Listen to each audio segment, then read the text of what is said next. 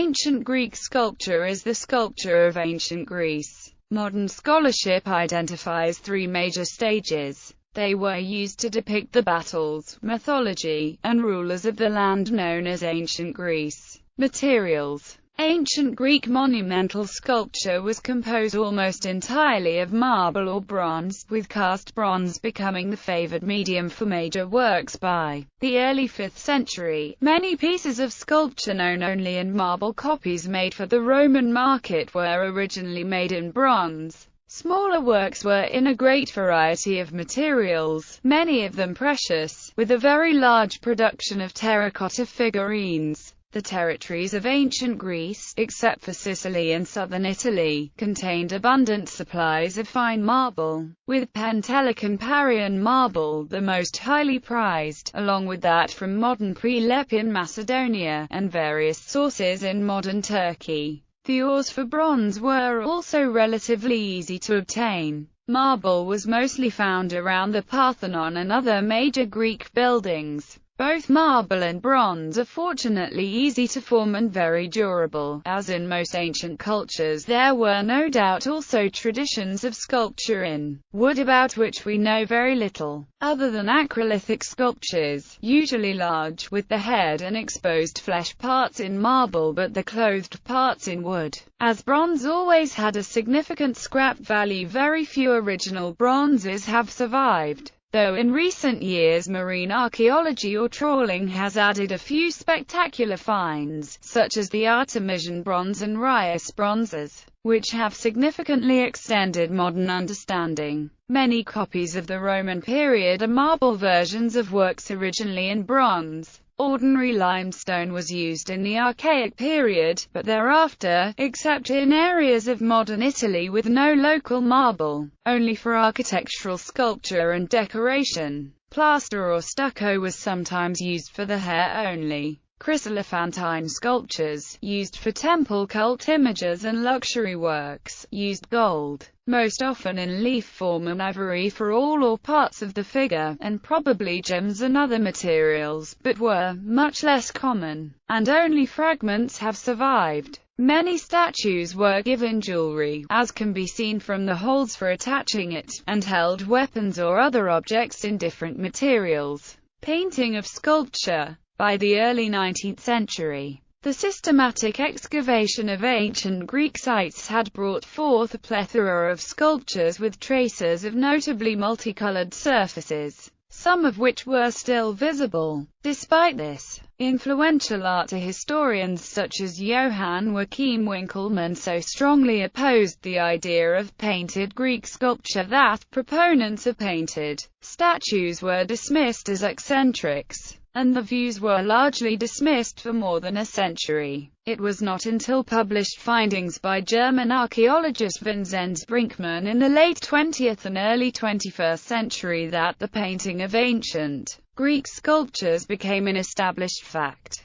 Using high-intensity lamps, ultraviolet light, specially designed cameras, plaster casts, and certain powdered minerals, Brinkmann proved that the entire Parthenon, including the actual structure as well as the statues, had been painted. He analyzed the pigments of the original paint to discover their composition. Brinkmann made several painted replicas of Greek statues that went on tour around the world. Also in the collection were replicas of other works of Greek and Roman sculpture, and he demonstrated that the practice of painting sculpture was the norm rather than the exception in Greek and Roman art. The collection made its American debut at Harvard University in the fall of 2007. Development of Greek sculptures. Geometric. It is commonly thought that the earliest incarnation of Greek sculpture was in the form of wooden cult statues, first described by Pausanias as Zwana. No such statues survive, and the descriptions of them are vague, despite the fact that they were probably objects of veneration for hundreds of years.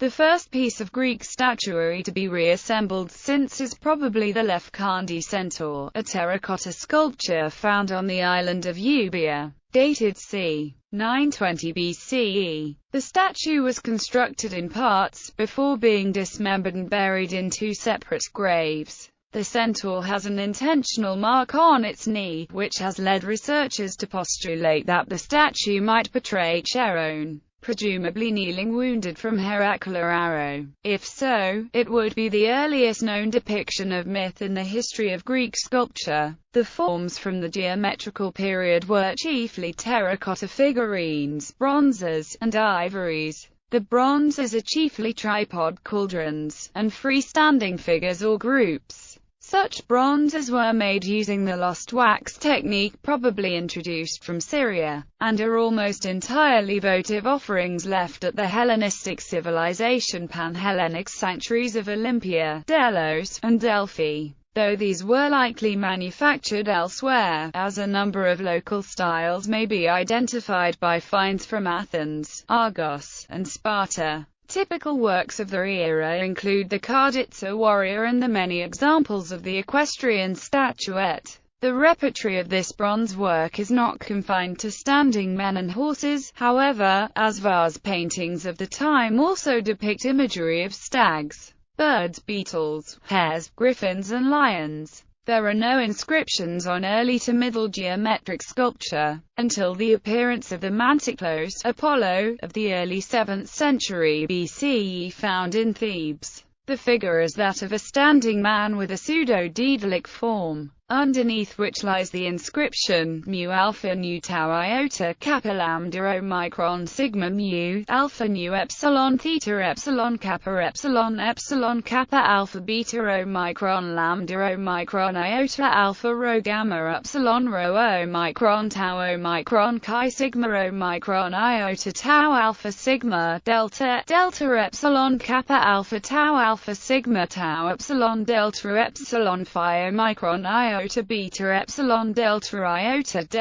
omicron iota chi alpha rho iota epsilon tau alpha nu alpha mu omicron iota alpha nu. Written in hexameter. The Latinized script reads, Mantiklos maneteka wakarbolo aragur toxoitas decatus, tu de foibdidwas ariuatan amoian, and is translated roughly as, Mantiklos offered me as a tithe to Apollo of the silver bow, do you, Phoebus, Apollo, give some pleasing favor in return. The inscription is a declaration of the statuette to Apollo, followed by a request for favors in return. Apart from the novelty of recording its own purpose, this sculpture adapts the formulae of Oriental bronzes, as seen in the shorter, more triangular face and slightly advancing left leg. This is sometimes seen as anticipating the greater expressive freedom of the 7th century BC and, as such, the Mantiklos figure is referred to in some quarters as proto-daedalic, archaic, inspired by the monumental stone sculpture of Egypt and Mesopotamia. The Greeks began again to carve in stone. Freestanding figures share the solidity and frontal stance characteristic of Eastern models,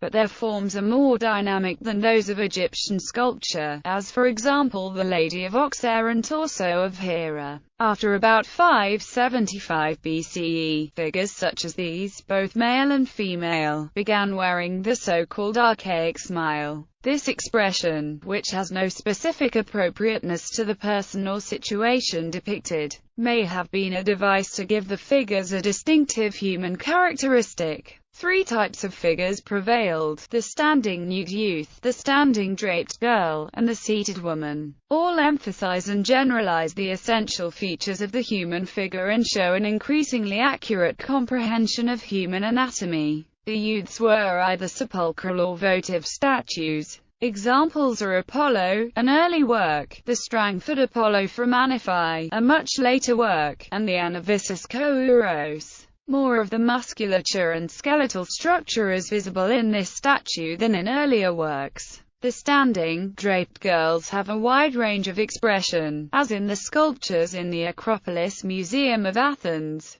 Their drapery is carved and painted with the delicacy and meticulousness common in the details of sculpture of this period. The Greeks thus decided very early on that the human form was the most important subject for artistic endeavor. Seeing their gods as having human form, There was no distinction between the sacred and the secular in art. The human body was both secular and sacred. A male nude without any attachments such as a bow or a club could just as easily be Apollo or Heracles as that year's Olympic boxing champion. In the Archaic period, the most important sculptural form was the kouros, the standing male nude. The core, or standing clothed female figure, was also common. Greek art did not present female nudity until the 4th century BCE. Although the development of techniques to represent drapery is obviously important, as with pottery, the Greeks did not produce sculpture merely for artistic display. Statues were commissioned either by aristocratic individuals or by the state, and used for public memorials, as offerings to temples,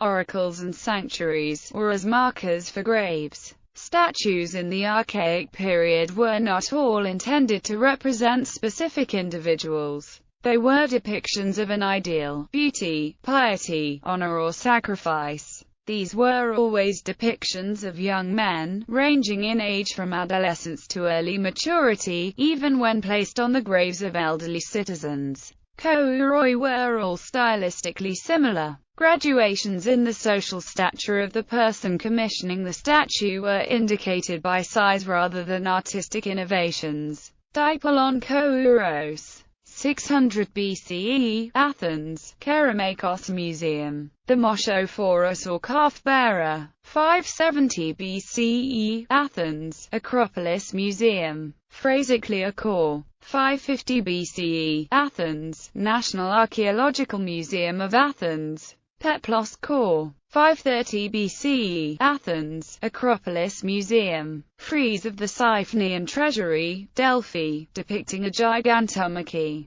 525 BCE, Delphi Archaeological Museum. Euthydikos Core, c. 490 BCE, Athens, authorized replica, original in National Archaeological Museum of Athens. The classical period saw a revolution of Greek sculpture, sometimes associated by historians with the popular culture surrounding the introduction of democracy and the end of the aristocratic culture, associated with the kouroi. The classical period saw changes in the style and function of sculpture, along with the dramatic increase in the technical skill of Greek sculptors in depicting realistic human forms. Poses also became more naturalistic, notably during the beginning of the period. From about 500 BCE, Greek statues began increasingly to depict real people, as opposed to vague interpretations of myth or entirely fictional votive statues. Although the style in which they were represented had not yet developed into a realistic form of portraiture.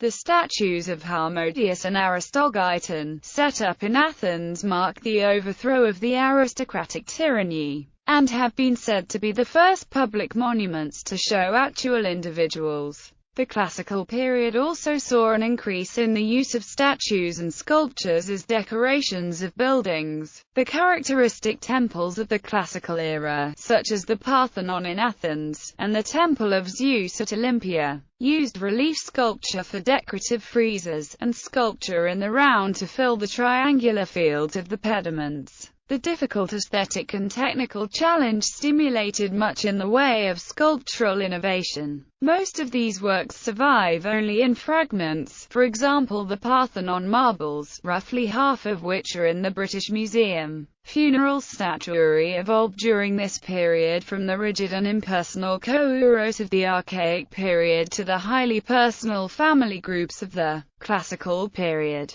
These monuments are commonly found in the suburbs of Athens, which in ancient times were cemeteries on the outskirts of the city. Although some of them depict ideal types, the mourning mother, the dutiful son, they increasingly depicted real people, typically showing the departed taking his dignified leave from his family. This is a notable increase in the level of emotion relative to the archaic and geometrical eras. Another notable change is the burgeoning of artistic credit in sculpture. The entirety of information known about sculpture in the archaic and geometrical periods descended upon the works themselves, and seldom, if ever, on the sculptors. Examples include Phidias, known to have overseen the design and building of the Parthenon, and Praxiteles, whose nude female sculptures were the first to be considered artistically respectable. Praxiteles' Aphrodite of Cnidus, which survives in copies, was often referenced to and praised by Pliny the Elder. Lysistratus is said to have been the first to use plaster molds taken from living people to produce lost wax portraits, and to have also developed a technique of casting from existing statues. He came from a family of sculptors, and his brother, Lysippos of Sicyon, produced 1,500 statues in his career. The statue of Zeus at Olympia and the statue of Athena Parthenos are lost, although smaller copies and good descriptions of both still exist. Their size and magnificence prompted rivals to seize them in the Byzantine period, and both were removed to Constantinople, where they were later destroyed.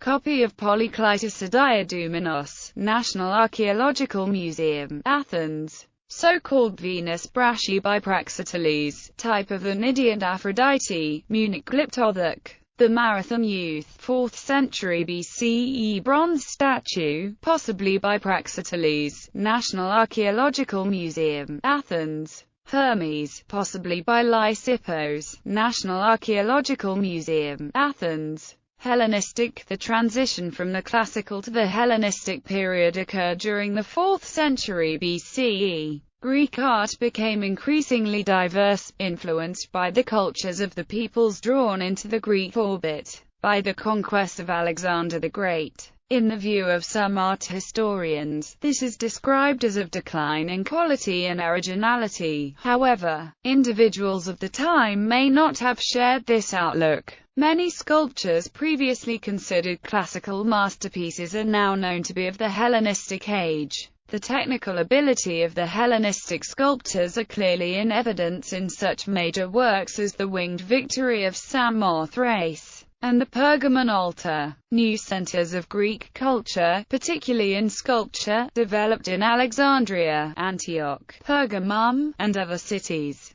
By the 2nd century BCE, the rising power of Rome had also absorbed much of the Greek tradition, and an increasing proportion of its products as well. During this period, sculpture again experienced a shift towards increasing naturalism. Common people, women, children, animals, and domestic scenes became acceptable subjects for sculpture, which was commissioned by wealthy families for the adornment of their homes and gardens. Realistic figures of men and women of all ages were produced, and sculptors no longer felt obliged to depict people as ideals of beauty or physical perfection. At the same time, new Hellenistic cities springing up in Egypt, Syria, and Anatolia required statues depicting the gods and heroes of Greece for their temples and public places. This made sculpture, like pottery, an industry, with the consequent standardization and lowering of quality. For these reasons, quite a few more Hellenistic statues survive to the present than those of the classical period.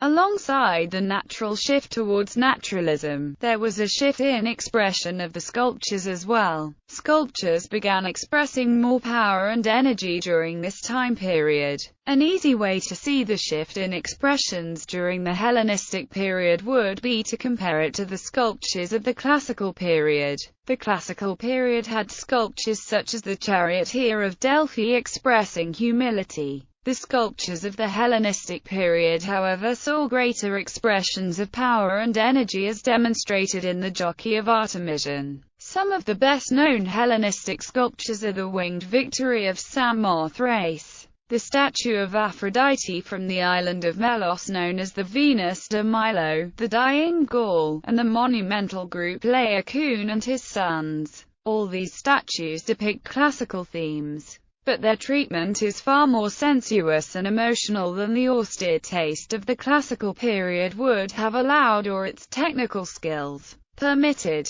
Hellenistic sculpture was also marked by an increase in scale, which culminated in the Colossus of Rhodes, thought to have been roughly the same size as the Statue of Liberty. The combined effect of earthquakes and looting have destroyed this as well as any other very large works of this period that might have existed.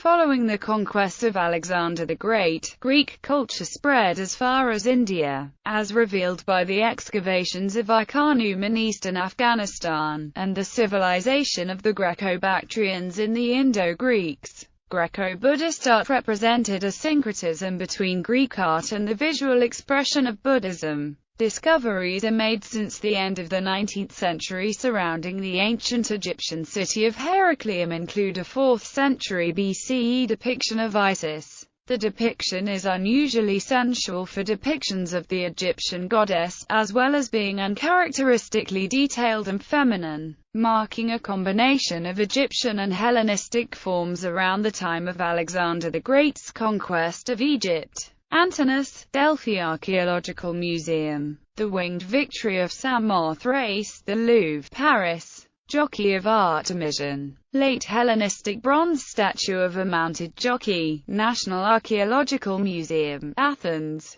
Greco-Buddhist frieze of Gandhara with devotees, holding plantain leaves, in Hellenistic style, inside Corinthian columns, 1st–2nd century CE. Bunna, Swat, Pakistan, Victoria and Albert Museum. Drapery. Female Diane of Gabes dressing with a deplax. Palace over a peplos. Chiltern. Male Chlamys. Bibliography. Andrew Stewart. Greek sculpture, Yale, 1990. John Boardman. Greek sculpture, The Archaic Period, 1978. John Boardman. Greek sculpture, Classical Period, 1987. John Boardman. Greek sculpture, The Late Classical Period, 1995. R. Smith. Hellenistic sculpture, 1991. Jennifer Niels. The Parthenon Frieze, 2006.